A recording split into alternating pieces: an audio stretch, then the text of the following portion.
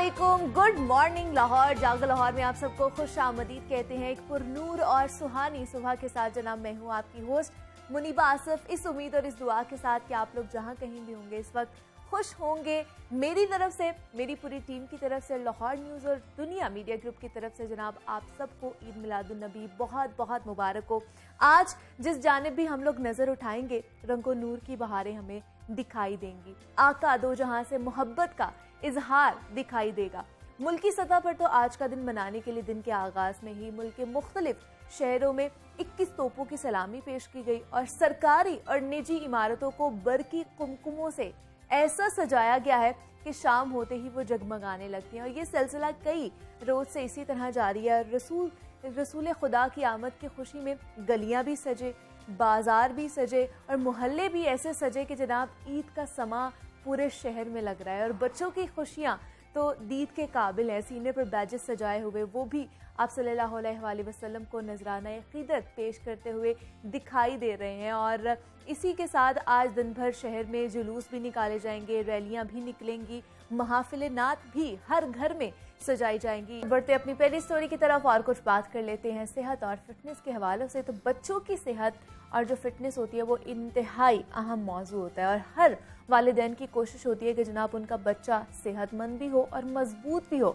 और उसकी नशोनुमा भी अच्छे अंदाज में की जाए। लेकिन हम देखते हैं कि बच्चों में गैर मुतवाज़न ग़िज़ाई आदात और जो जिस्मानी सरगर्मियों के फुकदान की वजह से बहुत सी बीमारियां जो हैं वो जन्म लेने लगती हैं। बच्चों की हड्डियों की एक इंतहाई आम बीमारी रिकेट्स कहलाती है। और बच्चों और बड़ों की हड्डियों में जो बुनियादी फ़र्क होता है वो ये है कि बच्चों की हड्डी 18 साल की उम्र में तक जो है वो बढ़ती रहती है और जिसके बाद हड्डी बढ़ने का अमल रुक जाता है। और अगर इस दौरान बच्चों में हड्डी बनाने के रॉ मटेरियल में से किसी की भी कमी वाक़या हो तो बच्चे की हड्डी मुनासिब तरीके से नहीं बन पाती है। और बच्चों में बढ़ते इन मसाइल के पेश नज़र आज पाकिस्तान समेत दुनिया भर में world paediatric bone and joint day मनाया जा रहा है। और बच्चों को कौन सी ऐसी ग़िज़ायात जो है वो देनी चाहिए जिससे उनकी जो हड्डियां हैं वो मजबूत हों और वो भरपूर नशोनुमा कर सकें, इस पर आज हम बात करेंगे। हमारे साथ इस वक्त मौजूद हैं हुरिया अरूज है, न्यूट्रिशनिस्ट हैं। हुरिया, मैं आपको खुश आमदीद कहती हूँ जागो लाहौर में। कैसी हैं आप? अल्हम्दुलिल्लाह फाइन, आप कैसी हैं? मैं भी बिल्कुल ठीक ठाक। हुरिया, बताइएगा हमें कि किस तरह की जो खुराक है, अगर हम बच्चों के हवाले से ख़ास तौर पर आज बात कर रहे हैं कि उनकी हड्डियों और जोड़ों को किस तरह मजबूत बना सकते हैं, तो किस तरह की खुराक लेनी चाहिए बच्चों के हवाले से? उनको किस तरह की खुराक देनी चाहिए ताकि वो एक तो उनकी नशोनुमा भी अच्छी हो, उनकी हड्डियाँ भी मजबूत हो? अच्छा, अगर बच्चों की बात की जाए तो इसमें सबसे पहले रोल जो आता है बच्चों की हेल्थ के रिगार्डिंग मदर्स का आता है। ठीक, कि मदर्स बच्चों को क्या दे रही हैं। आजकल के दौर में अगर आज की सोसाइटी की बात की जाए कि आज में जो हो रहा है वो ये है कि बच्चे जंक फूड की तरफ ज़्यादा हैं, प्रोसेस्ड फूड की तरफ ज़्यादा हैं, बेकरी आइटम्स ज़्यादा इंटेक कर रहे हैं एज़ कम्पेयर टू अगर घर में वही चीज़ आप मदर्स जो हैं उनको कुक करके दें। बाहर की जो अब KNNs वगैरह, मतलब बहुत सारे ब्रांड्स हैं जो नगेट्स देते हैं, बहुत सारी चीज़ें प्रोसेस्ड फॉर्म में आ गई हैं, उनको फ्राई करके वो उनको दे देते हैं। तो अब आपकी डाइट, बच्चों की डाइट जो मेजर होती है वो होती है उसकी न्यूट्रिशनस बेस, यानी बैलेंस डाइट हो, प्रॉपर उसमें न्यूट्रिएंट हो। ठीक है, उसके रिगार्डिंग सबसे अच्छा ये होता है कि बच्चों को घर का होममेड खाना दें, चाहे वो स्कूल जा रहे हैं, चाहे वो छोटे बच्चे हैं, अभी उनकी ग्रोथ हो रही है। अगर कोई बच्चा अभी 4 साल 3 साल का है तो उसमें सबसे ज़्यादा जो मेजर मतलब होता है पोर्शन डाइट का, वो ये होता है कि घर की बने हुए जो फ्रेश फूड से, फ्रेश वेजिटेबल्स के जो होते हैं फूड, वो उनको दिए जाएं। तो क्या हुरिया हर बच्चे की अलग न्यूट्रिएंट वैल्यूज़ होती हैं और उसको ही मद्देनजर रख के हमें उनको फिर ग़िज़ा का इस्तेमाल करवाना चाहिए? एग्जैक्टली ऐसे ही है, एज टू एज वेरी करता है ना ये। अब जैसे एक बच्चा है अभी 1 से 6 मंथ का है तो उसकी तो मेजर जो न्यूट्रिएंट होते हैं वो ब्रेस्ट फीडिंग होती है, मदर फीड करता है। इसके बाद अब जैसे जैसे एज बढ़ती है तो ये होते हैं न्यूट्रिएंट्स जो होते हैं उसकी रिक्वायरमेंट भी ज़्यादा चाहिए होती है बच्चे को ग्रोथ के लिए। उसके रिगार्डिंग ये होता है कि अब अगर बच्चा जो है अपनी चाइल्ड मतलब जो एज में आ गया है, ठीक है, तो उसमें सबसे बेस्ट ये होता है कि आप बच्चे को जो है वेजिटेबल्स की तरफ और जो दिन के जो हमारे मील ग्रुप होते हैं 5 उसमें से इनटेक करवाएं। ठीक है, कोशिश यही मदर्स की ये ट्राई नहीं बल्कि मदर्स को चाहिए कि वो मतलब बच्चों को इस तरफ इंगेज करें। एज कम्पेयर टू मार्केट के फूड देने से बेटर है कि उसको घर का खाना और जो है नेचुरल वे में बना के उसको दें। लेकिन हमारे पास क्या क्या ऑप्शन है हुरिया? मतलब आज के दौर में हम देखते हैं कि कोई भी चीज़ हमें प्योर नहीं मिल रही, ऐसे खालिस कोई भी चीज़ नहीं मिली। वो अगर हम घर पर भी बना रहे हैं तो उनमें कोई ना कोई चीज़ मिलावट में शामिल होती है। तो कौन सी चीज़ें हमें जो है वो बच्चों को देनी चाहिए, हमारे पास ऑप्शंस कौन कौन से हैं? अच्छा, इसमें अगर मिलावट की बात की जाए तो वाकई प्रोसेस्ड फूड का जो है बड़ा मतलब एक रोल है सोसाइटी में, क्योंकि ऑर्गेनिक कोई चीज़ रह नहीं गई। तो इसमें बच्चों की, जब छोटे बच्चे होते हैं ना, उसकी ग्रोथ हो रही होती है, तब से ये होता है कि लाइक मदर्स को जो है घर में या पेरेंट्स को घर में किचन गार्डनिंग करनी चाहिए। ठीक है, एक ये बहुत अच्छा एक वे है कि बच्चे जो चीज़ देखते हैं वो पिक करते हैं। हमारी सोसाइटी में जितने भी छोटे बच्चे हैं जो ग्रोइंग एज में हैं, वो जो चीज़ देखते हैं अपने मदर्स के साथ बाहर जाके या बाहर भी देखते हैं, तो वो उस चीज़ को पिक करने की कोशिश करते हैं। छोटे बच्चे होते हैं तो उसका बेस्ट सोल्यूशन ये होता है कि घर में गार्डनिंग करें। घर में बच्चों को लाइक अगर आप मार्केट में जा रहे हैं तो ग्रोसरी करने जा रहे हैं, वेजिटेबल्स वगैरह लेने जा रहे हैं, तो बच्चों को साथ लेके जाएं ताकि उनका इंटरेक्शन हो उन चीज़ों के साथ कि लाइक ये वेजिटेबल्स ले रहे हैं तो बच्चे जो, मैं वही बात बार बार रिपीट करेंगे, बच्चे जो चीज़ देखते हैं उसको पिक करते हैं, वो फिर बाद में उस चीज़ को देखेंगे, सोचेंगे लाइक कि मतलब ये चीज़ हम लेके आए हैं तो ये इस तरह है, मतलब कि ये इसका, और फिर बाद में मदर्स को चाहिए कि वो इंगेज करें बच्चों को कि उसमें बताएं इसकी इफादियत क्या है। लेकिन आपको क्या लगता है हुरिया की क्या होती है, माओं की क्या ज़्यादा गलती होती है? क्योंकि हम देखते हैं कि अक्सर जो छोटे बच्चे होते हैं वो मीठे के बहुत ज़्यादा शौकीन होते हैं, या बाहर जंक फूड आप उनको दे दें वो खा लेंगे, लेकिन टेबल फूड की तरफ वो लोग नहीं आते, ना वो गोश्त खाएंगे ना वो सब्जियां फल वगैरह, इससे दूर भागते हैं। आपको क्या लगता है क्या गलतियां होती हैं उनकी डाइट में, या माओं की क्या गलती होती है इसमें? अच्छा, इसमें टेबल फूड और मीठे का अगर बात की जाए, सबसे पहले तो मीठे की बात करते हैं।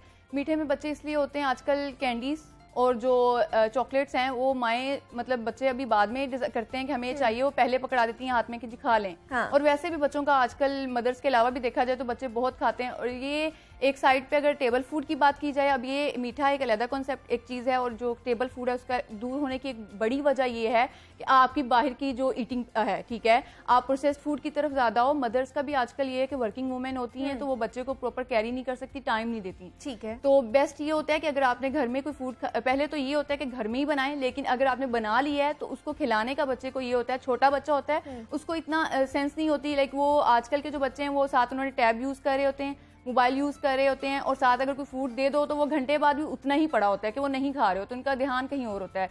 तो मदर्स को चाहिए कि फर्स्ट ऑफ ऑल के बच्चे के साथ बैठें, ठीक है, टाइम दें उसको, और उसकी जो प्लेट है जिसपे फूड दिया है थोड़ा मॉडिफाई करके, उसको थोड़ा डेकोर करके क्यूट सी बना के उसको दें ताकि वो फूड की तरफ आए एज कम्पेयर टू मीठा खाने। मतलब वो जो है रिप्रेजेंटेशन है वो अच्छी आपकी होनी चाहिए और क्यूट सा हो, मतलब बच्चा भी इंगेज हो के लाइक ये थोड़ी डिफरेंट चीज है और क्यूट लग रही है तो बच्चे खाते हैं। बस ये है कि आपका वे होना चाहिए, आपको पता होना चाहिए। अवेयरनेस की बात है एक जनरल कि मदर्स को अवेयरनेस थोड़ी सी इस चीज़ में मतलब नहीं है, लैक ऑफ अवेयरनेस है, जिसकी वजह से मतलब ये होता है कि बच्चे टेबल फूड से दूर हो रहे हैं और प्रोसेस्ड फूड की तरफ आ रहे हैं, उस तरफ ज़्यादा जा रहे हैं या मीठे की तरफ ज़्यादा जा रहे हैं, वो भी उनके लिए ख़राब है। अगर मीठे की खास तौर पर बात की जाए तो जैसे आज का हमारा टॉपिक है कि बच्चों में ये हड्डियों के और जो भुरभुरापन भी हड्डियों में आ रहा है उसकी भी मसला आ रहा है, तो मीठा कितना अफेक्ट करता है हमारी या बच्चों की बोन्स हैं उनको कितना नुकसानदेह साबित हो सकता है उनके लिए? अच्छा, इसका जो सबसे बड़ा होता है ना मीठे का, वो ये होता है कि लाइक अब छोटा बच्चा है ना, जैसे 5 to 6 ईयर्स के एक बच्चे की बात कर लेते हैं जो, ठीक है, उसमें ये होता है कि वो मीठा खा रहे होते हैं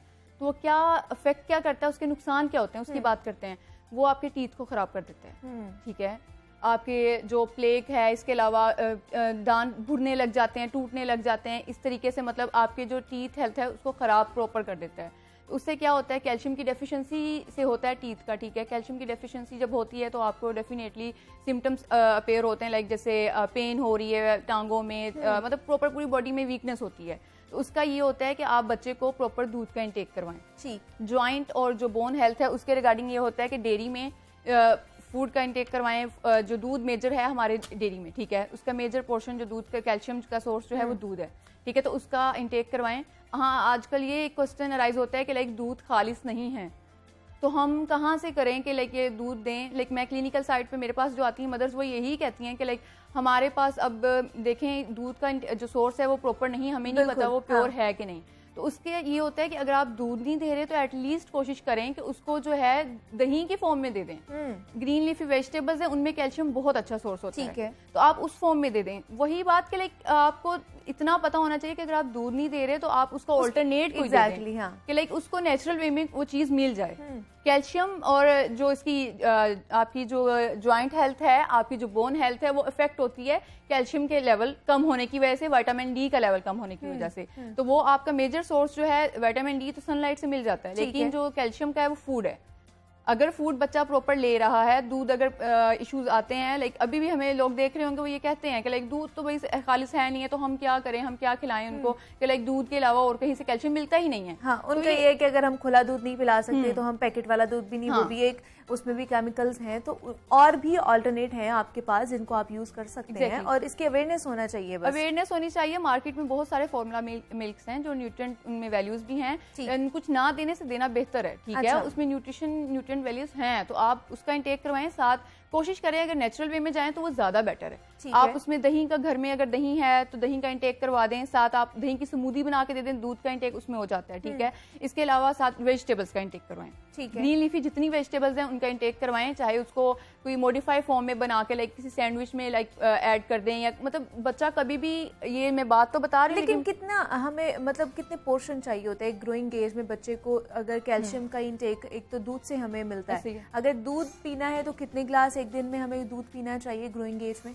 अच्छा, अब ग्रोइंग एज की बात की जाए तो ये वो एज मतलब होती है, वो पीरियड होता है जिसमें बच्चे को न्यूट्रिएंट की रिक्वायरमेंट्स होती हैं एज कम्पेयर टू बात की एज में ज़्यादा चाहिए होती हैं, क्योंकि उसकी ग्रोइंग एज होती है तो उसको प्रॉपर न्यूट्रिशन चाहिए होती है। उसके लिहाज से ये होता है कि अगर आप बच्चे को सुबह और दोपहर के टाइम और रात में 2 से 3 सर्विंग्स दे रहे हैं मिल्क की, तो वो बहुत ही एक प्रॉपर उसका जो मिल्क का इंटेक है वो वैल्यूज पूरी हो जाती हैं। दूसरा ये है कि कभी भी बच्चे को दूध देते वक्त ये ना कहें कि लाइक उसकी हमने चीज पूरी करनी है, न्यूट्रिएंट पूरे करने हैं, उसको इस तरीके से पिलाएं कि उसको फील भी ना हो कि मुझे जबरदस्ती धक्का दे के मतलब ये पिला रहे हैं, इस तरीके से भी ना दें, बल्कि उसको कोई मॉडिफाई करके दें। लाइक जैसे अब दोपहर में आपने स्नैक टाइम में उसको कोई स्मूदी बना के दे दी, कोई शेक बना के दे दिया, लेकिन जो है शुगर का इस्तेमाल किए बगैर, ठीक है। उसके अलावा सुबह में आपने ब्रेकफास्ट में तो देना ही होता है मिल्क, उसका इंटेक करवाएं। तो 2 से 3 सर्विंग्स होती हैं जो बच्चे को देनी होती हैं और उसको चाहिए होती हैं मिल्क की। ये तो 2 से 3 ग्लास जो है वो दिन में उसको रिक्वायर्ड है जो उसने चाहिए।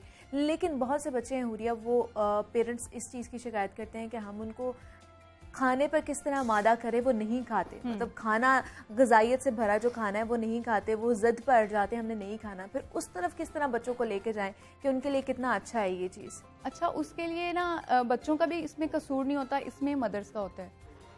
अगर देखा जाए ना, छोटे बच्चे जो होते हैं वो ग्रोइंग एज होती है, उनको नहीं पता होता है कि लाइक क्या उनके लिए अच्छा है क्या बुरा है। जो शुरू से मदर्स उनको करवाती हैं इंट्रोड्यूस के, अब बच्चे आप मतलब अगर उनको दे रही हैं वेजिटेबल्स का इंटेक करवा रही हैं या बॉइल्ड एग दे रही हैं, स्टार्टिंग की एज की बात कर रही हूँ मैं, ये 6 मंथ के बाद की, मैश बनाना दे रही हैं, तो बच्चे उसकी तरफ इंगेज होते हैं।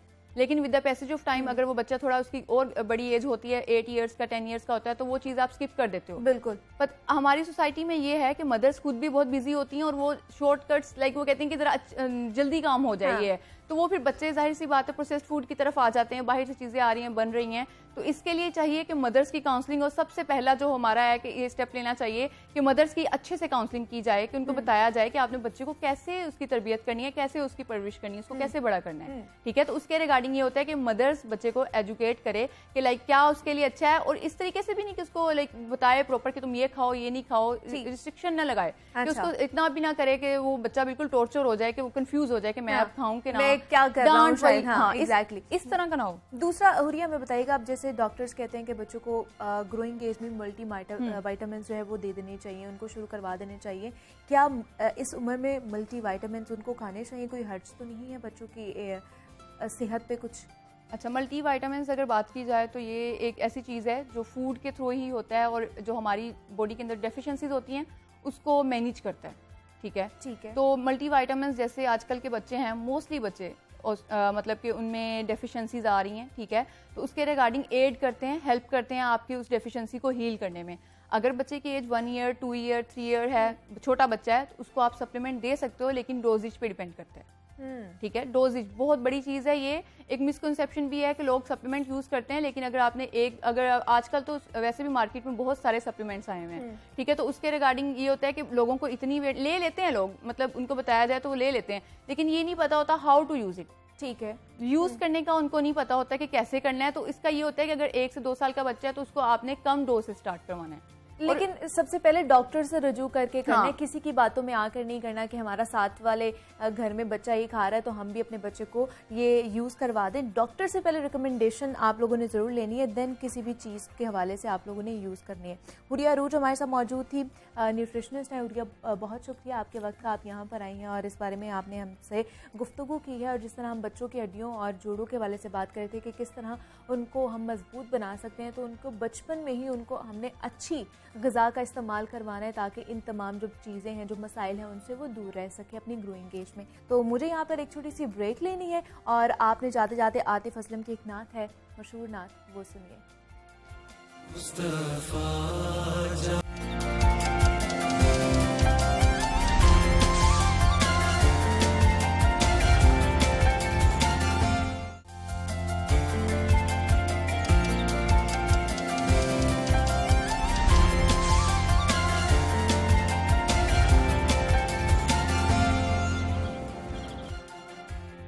वेलकम बैक टू जागो लाहौर। जनाब, अब कुछ जिक्र हो जाए बदलते ज़माने के, बदलते तकाज़ों का, तो ये स्टार्टअप का ज़माना है और दुनिया ऑनलाइन बिजनेस और स्टार्टअप्स को तरजीह दे रही है। और हमारी आंखों के ही सामने बहुत से लोग हैं वो जो मुनफरिद और अछूते ख्याल लेकर आते हैं और देखते ही देखते दुनिया भर में उनके चर्चे होने लगते हैं। और आज हम आपकी मुलाकात भी एक ऐसी ही मेहमान से करवाने जा रहे हैं जो एक ऐसा स्टार्टअप कामयाबी से रन कर रही हैं जो एक फीमेल के लिए चलाना बहुत ही मुश्किल समझा जाता है, एक चैलेंजिंग होता है उनके लिए। तो जनाब, वो फर्नीचर डिज़ाइनर हैं जो लकड़ी की ख़रीदारी से लेकर फाइनल होने तक सारे काम खुद सर अंजाम देती हैं। और उन्होंने इस फील्ड का इंतखाब करके ये साबित कर दिया है कि पाकिस्तान की जो बेटियाँ हैं इतनी बाहिम्मत और बासलाहियत हैं कि अगर वो कुछ करने का इरादा कर लेती हैं तो फिर कोई भी काम उनकी पहुंच से दूर नहीं रहता है। वो ये सब कब से कर रही हैं और कैसे कर रही हैं, ये उन्हीं की ज़बानी जान लेते हैं। इस वक्त हमारे साथ मौजूद हैं स्टूडियो में समरीन महमूद हैं, एंटरप्रेन्योर है, फर्नीचर डिज़ाइनर भी हैं। समरीन, मैं आपको खुश आमदीद कहती हूँ जागो लाहौर में। कैसी हैं आप? ठीक ठाक, thank you so much for having me. Samreen, सबसे पहले तो हमें अपने स्टार्टअप के बारे में, अपने इस जर्नी के बारे में बताइए कि इस फील्ड में कैसी आई आप और कब से कर रही हैं आप इस चीज़ पे काम? जब मैं छोटी थी, मेरे अब्बू का, मेरे दादा का फर्नीचर का ही काम था, तो हमारी छुट्टियों में, छुट्टी वाले दिन वर्कशॉप चले जाते थे हम। तो उधर से पहले तो I didn't had it in mind कि मैंने अपना बिजनेस करना है। अच्छा। लेकिन विद टाइम मुझे एक तो जेनेटिकली भी आपके अंदर थोड़ी सी स्किल्स आ ही जाते हैं कि आपको क्रिएटिवली करना है, कुछ ओन करना है। तो मैंने I wanted to have a baby of my own. जब आपका अपना बिजनेस होता है तो दैट्स लाइक योर बेबी, कि आप उसको अपने तरीके से ग्रूम करते हैं, ग्रो करते हैं। तो I opted to study 4-year program of furniture design. So I'm the 4th generation in the field, or I'm the only one with a degree in my family, in specifically in this thing. और उसके बाद से after my degree, I got an opportunity to teach in NCA furniture design ही, और साथ साथ मैंने अपना startup शुरू कर लिया था interior design and furniture design का। लेकिन मेरे ख्याल से बहुत डिफरेंट है। एक अगर फीमेल के हवाले से देखा जाए तो अमूमन हम नहीं देखते कि उनको इस साइड पर आते हैं कि वो खुद ही ये फर्नीचर डिज़ाइनिंग और सारा कुछ घर में तो अच्छा खासा कर रहे होते हैं, लेकिन एज एन इसको स्टार्टअप लेकर चलें, अपना बिजनेस लेकर चलें, एक अनोखा आप कह लें कि कह लें आइडिया आया है। तो कभी सपोर्ट हर जगह से मिली आपको? घर वालों ने सपोर्ट किया कि अच्छा ठीक है समरीन आप कर लेंगे? शुरू में तो मेरे अब्बू थोड़े रिपल्सिव थे कि लेबर में जाना पड़ेगा। मैंने पढ़ाई शुरू की थी कि लेबर में जाना पड़ेगा, बात करनी पड़ेगी, लेकिन उन्होंने बर्दाश्त कर लिया। फिर जब मैं यूनिवर्सिटी आई तो मेरे सुपरवाइजर ने कहा था, आर यू श्योर आप कर सकेंगी, आपने मतलब छोटी सी यहाँ देख लें। तो आई वॉज़ वेरी कॉन्फिडेंट कि नहीं मैं कर लूँगी। फिर वो 4 ईयर की जर्नी, खुद काटना, लकड़ी उठाना, लाना, वो बड़ी स्ट्रगल थी। उसके बाद जब मैं इंडस्ट्री में आई, फील्ड में आई, तो सबसे पहले लेबर ही है जो आपको कहती है कि कुड़ी दी शादी कराओ, इधर क्या कर रही है। फिर आप वेंडर के जाते हो, आप उसको बिजनेस ला के दे रहे हो और वो कह रहे होते हैं शादी क्यों नहीं हो रही आपकी। तो हमारा माशरा इतना सपोर्टिव नहीं है इस चीज़ को, और मैं इस प्रैक्टिकल बात को एक्सेप्ट करती हूँ कि बड़ी रेजिस्टेंस के साथ मैंने काम किया। तो अभी आप समरीन अकेली कह रहे हैं या अब पूरी आपकी टीम बन गई हुई है जिनके साथ मिलकर आप काम करते हैं? अब माशाल्लाह with time I have built up a team जिसमें फीमेल भी हैं और वेंडर्स भी हैं, और आप मतलब फैक्ट्री के वर्कशॉप लेबर भी है, तो अब तो कोऑर्डिनेशन से काम हो जाता है। लेकिन आपने क्यों मैं पूछना चाह रही हूँ कि डिफरेंस देखा जाए तो बहुत से कह लें कि 95% जो हमारी पॉपुलेशन है वो यही कहती है कि हमें नौकरी करनी है 9 to 5 की। वो रिस्क नहीं लेना चाहते कि वो हम अपने कारोबार में पैसे डालें या वो कामयाब होगा नहीं होगा। हम स्टार्टअप की बात करें तो आपने क्यों इसको तरजीह दी कि आप अपना कारोबार कर सकती हैं? इसके लिए मेरे ख्याल से सबसे पहले तो आप में पैशन होना चाहिए। ये आपका पैशन आपसे करवा देता है, आपको कॉन्शियसली पता नहीं लगता। लेकिन मेरे लिए एक काम को बार बार करना, जब मुझे आ जाता था ना, वो मेरे लिए मेंटेनेंस बहुत बोरिंग थी। मैं आवाज़ार हो जाती थी कि अब नया क्या करूं। तो वो जो क्रिएटिवनेस थी, वो जो नया करने की, सीखने की, और जो हिम्मत थी फेलियर को फेस करने की, वो उसने बहुत हेल्प किया। रेजिस्टेंस ने, रिजिलियंस ने, आपके अंदर हौसला होना चाहिए कि आप अनसक्सेसफुल भी होगे, लॉस भी होगा और दोबारा खड़ा होना है। तो मेरे ख्याल से ये अंदर से होता है, आपका पैशनेट होना चाहिए आपको। तो अभी किस तरह के फर्नीचर आप डिज़ाइन करती हैं? उनमें कितना टाइम लगता है, कितना मुश्किल होता है? मतलब लकड़ी ख़रीदना, देन वेंडर्स के पास जाना, लोगों से, लेबर से कम्युनिकेट करना, ये चीज़ें हमें चाहिए।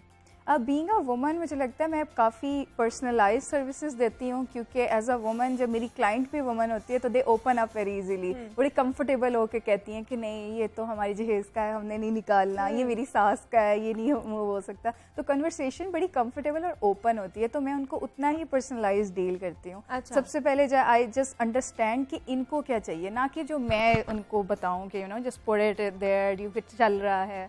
तो उसके बाद से then the tough work begins कि आपको फिर सारी कॉस्टिंग पीछे निकालनी होती है, सारा पीछे आपने वेंडर लिस्ट बनानी होती है, उसको कॉल्स करनी होती है, कोऑर्डिनेशन करनी होती है। तो प्रोजेक्ट मैनेजमेंट का काम उधर शुरू हो जाता है। That's pretty tough. फिर डेडलाइंस मीट करना और इतने सारे लोगों को कोऑर्डिनेट करना कि सबकी एक्सपेंडिचर्स और सैलरीज और everything just goes about right. तो that's a challenge I think. तो आपको क्या लगता है, अब जैसे कोरोना आया तो उसमें कितना आपको फ़ायदा भी हुआ और कितना नुकसान भी हुआ इसमें? Corona was a setback, लेकिन I'm the kind of person who looks for opportunities in these kind of situations. So I started offering online consultation services and online, like I can tell you where to buy, what to buy, in what budget, if you can have a online consultation with me, and that went very successful. क्योंकि शुरू में people were resilient कि पता नहीं एक online video call पे ये क्या बता सकेंगी हमारे इंटीरियर के बारे में।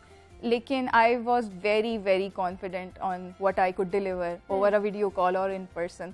तो मेरी कोई भी क्लाइंट है जो अनसेटिस्फाइड नहीं रही कि मैं वीडियो कॉल के through I can give you complete consultation कि आप अपने रूम के साथ, घर के साथ क्या क्या करें, in what budget, in what colours, in what fabric. So I think I leveraged it.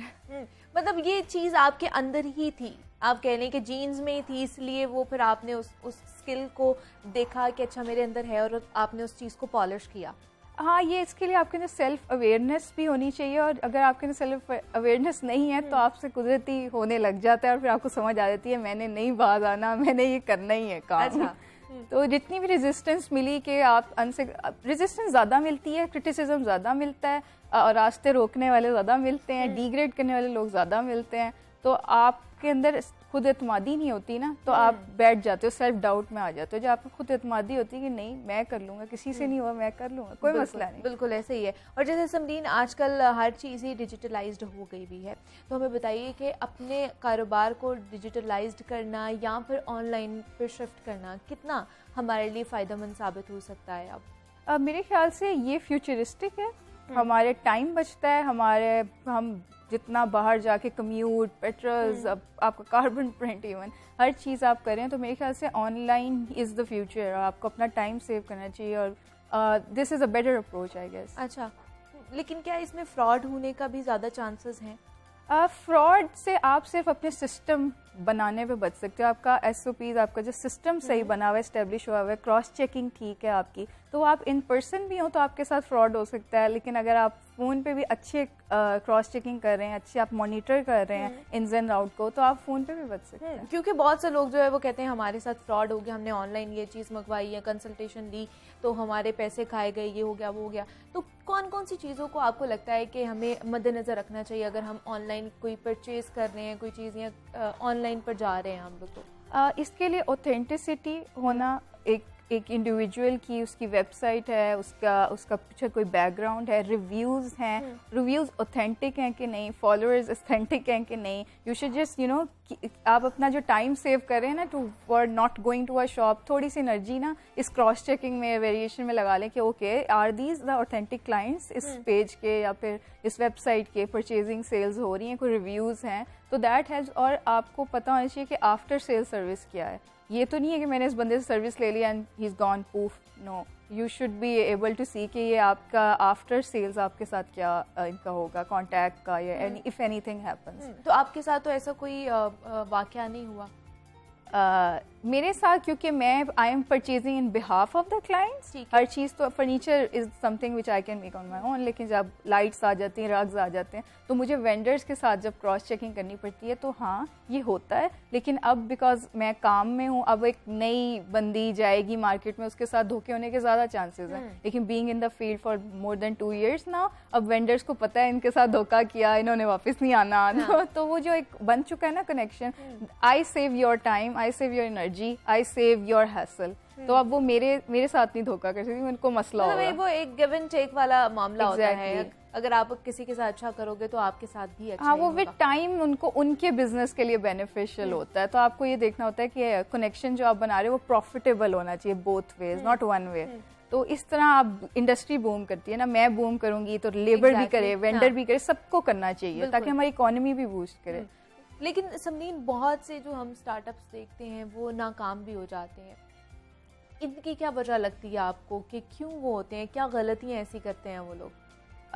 नाकामी मेरे ख्याल से आती है जब आप किसी पर्पस के पीछे नहीं होते, आप किसी इंडिविजुअल नेम, इंडिविजुअल आइडिया के पीछे होते हो। अगर मैं कोविड में बैठ जाती कि ये तो फिजिकल चल नहीं रहा, वर्कशॉप तो बंद है, तो I was a failure, not my business. तो मैंने उसके पाथ निकाले ना। तो बिजनेस फेल होना भी आप पे होता है कि अगर एक नहीं चल रहा तो why not start something else, start something else. तो आपने अपनी रेजिलियंस लानी होती है, और इससे ज़्यादा आपको प्रैक्टिकलिटी होनी चाहिए कि आप प्रोज एंड कॉन्स हर चीज़ के पहले देख लो कि अच्छा मैं ये काम करने लगा हूँ, इसमें इतनी इन्वेस्टमेंट है, इतना रिटर्न है, रैशनल होके देखो। ठीक है। तो as a third person unbiased होके उसके साथ, अपने बिजनेस के साथ रोमांटिकली इन्वॉल्व नहीं हो जाना होता कि मेरा बिजनेस इतना अच्छा, सब देखें, नहीं इससे रिटर्न क्या होगा, इससे बेनिफिट क्या होगा।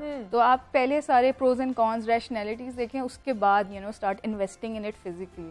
अच्छा, लेकिन कहते हैं कि आपके पास बहुत ज़्यादा इन्वेस्टमेंट है तभी आप किसी स्टार्टअप को स्टार्ट कर सकते हैं, क्या वाकई ऐसा है? When I started my work, तो मेरे पास कोई इन्वेस्टमेंट नहीं थी। I didn't want कि मैं पेरेंट्स के पास जाके कहूँ कि इतना पढ़ा लिखा के अब मैं उन्हें भी कहूँ मुझे काम भी चला दें, मुझे सारा पाथवे लेके चलें। My first project was the biggest project जो मैंने आज तक की है, और उन्होंने मुझे एडवांस किया, फुल पेमेंट सारी कर दी थी। इसकी वजह ये नहीं थी कि I am a fancy person और समथिंग, इसकी वजह ये थी कि I was very well educated and well inform. मुझे पता था मैं क्या बोल रही हूँ और मुझे पता था मैं वो कर लूँगी। तो उनके ट्रस्ट पे मेरा पहला प्रोजेक्ट हुआ था, बिकॉज इट वॉज इंटीरियर का प्रोजेक्ट, तो सर्विस बेस्ड होता है। तो उसी से मैंने अपना प्रोजेक्ट किया और that was my first income, और उसके बाद से I never took money from my parents. उसी से आई हैव स्टार्टेड ग्रोइंग। तो ये आप पे होता है ज़्यादा कि इन्वेस्टमेंट नहीं, कभी कभार आप इतने कॉन्फिडेंट होने चाहिए, आपका प्लान इतना अच्छा होना चाहिए कि अगला एक्सेप्ट करे उसे। लेकिन बिजनेस से पहले उस बारे में सर्च आउट करना, एक पूरा वर्क बनाना, मतलब वर्कशीट पे और सारा प्लान आउट करना, वो कितना ज़रूरी है कि आप अगर किसी चीज़ के अंदर जा रहे हो तो उसके बारे में आपको हर चीज़ पता होनी चाहिए? ये मेरे केस में तो शौक था कि मैं हर वक्त ही आई यूज टू मतलब लर्न अबाउट इंटीरियर्स, देखती रहती थी, पढ़ती रहती थी, वैसे ही लर्निंग आ गई। और आपके अंदर एक स्किल होना चाहिए लर्न, अनलर्न और रीलर्न करने का, कि आपको अपने बिजनेस के अलावा फाइनेंस भी पता होना चाहिए, अकाउंट्स भी पता होना चाहिए, टैक्सेस भी पता होने चाहिए, आपको मार्केट भी आनी चाहिए, आपको मार्केटिंग भी आनी चाहिए, तो आपको अपनी ऑडियंस का पता होना चाहिए। तो ये सेवरल स्किल्स आपने साथ साथ बिल्ड करने होते हैं अपने, तो ये भी बहुत ज़रूरी है। मतलब वर्सेटिलिटी होनी चाहिए आपके अंदर कि आपको सारी चीज़ें, आप सिर्फ एक ही चीज़ के अंदर स्टिक होकर ना रह जाएं। समरीन महमूद हमारे साथ मौजूद थी, एंटरप्रेन्योर हैं और फर्नीचर डिज़ाइनर भी हैं। समरीन, बहुत शुक्रिया आपके वक्त का, आप यहाँ पर आई हैं और बहुत अच्छा लगा आपसे मिलकर। Best of luck for your future. और अगर आप लोग भी चाहते हैं कि आपके घर पर भी अच्छा अच्छा सा फर्नीचर हो तो आप लोग भी समरीन से रब्ता कर सकते हैं। अभी मुझे एक छोटी सी ब्रेक लेनी है।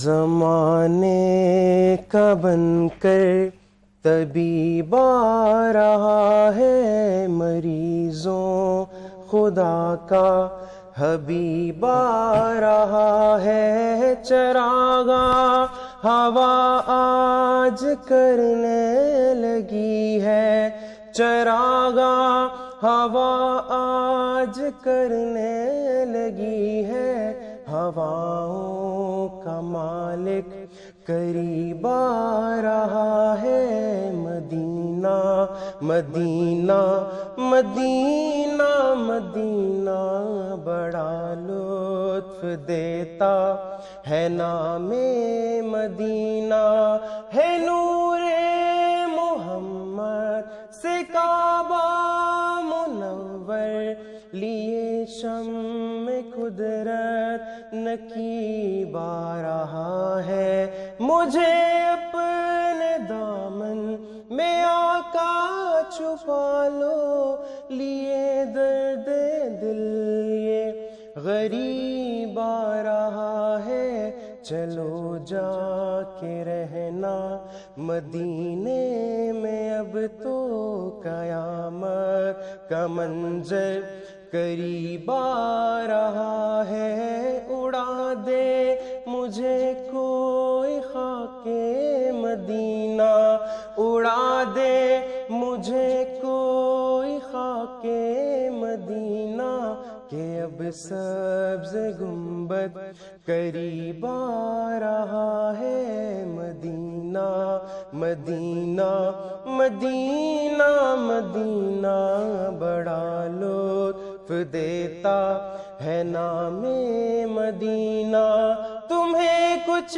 खबर है कहाँ जा रहा हूँ, रसूले खुदा है वहाँ जा रहा हूँ, तुम्हें कुछ खबर है मैं क्या पा रहा हूँ, मोहब्बत में उनकी मज़ा पा रहा हूँ, चलो जा के रहना मदीने में, अब तो कयामत का मंजर करीब आ रहा है, उड़ा दे मुझे कोई खाके मदीना, उड़ा दे मुझे कोई खाके मदीना, के अब सब्ज़ गुंबद करीब आ रहा है मदीना, मदीना, मदीना,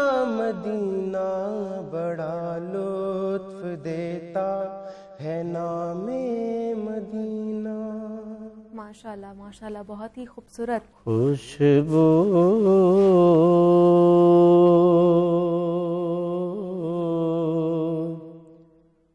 है दो आलम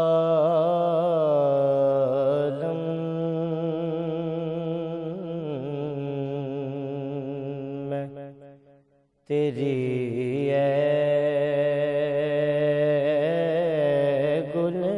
गुलचीदा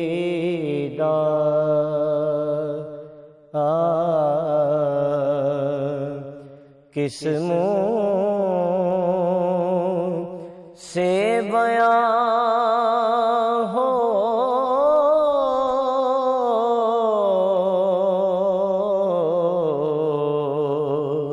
किस मुँह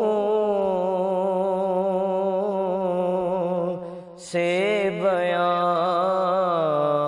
हो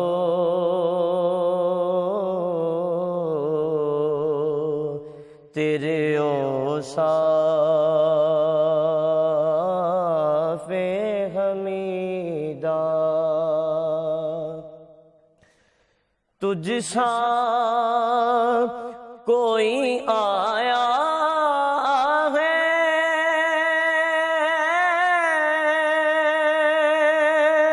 न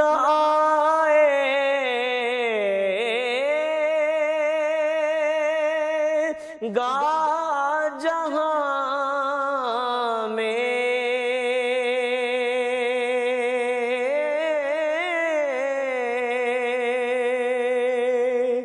तुझ सा कोई आया है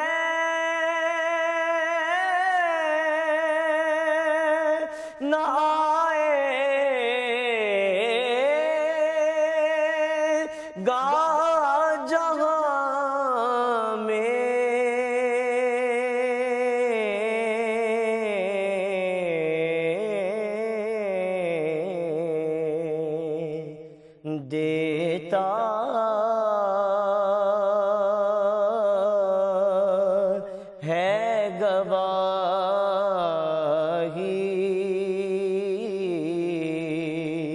यही आलम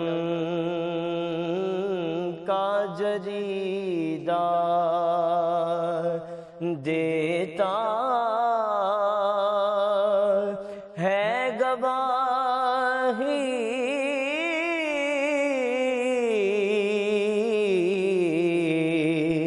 देता है गवाही,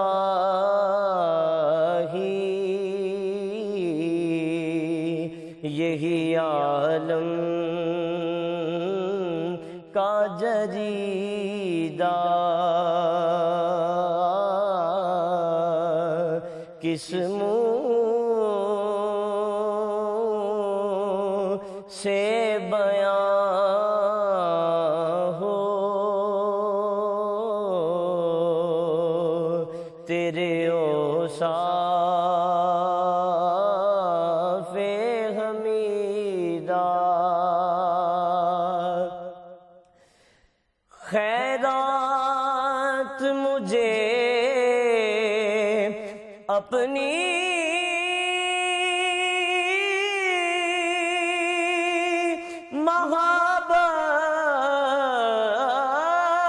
मोहब्बत की अता कर,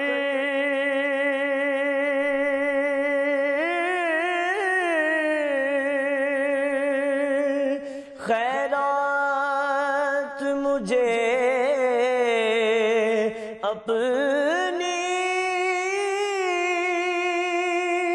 मोहब्बत की अता कर,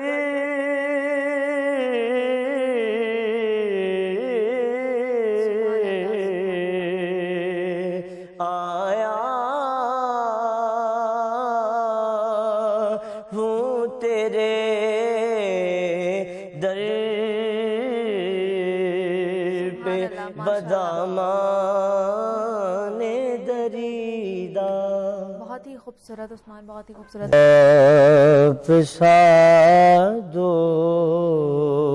दोनों जहां में नजर आया ही नहीं, आप सा दोनों जहां में नजर आया ही नहीं, आप सा दोनों जहां में नजर आया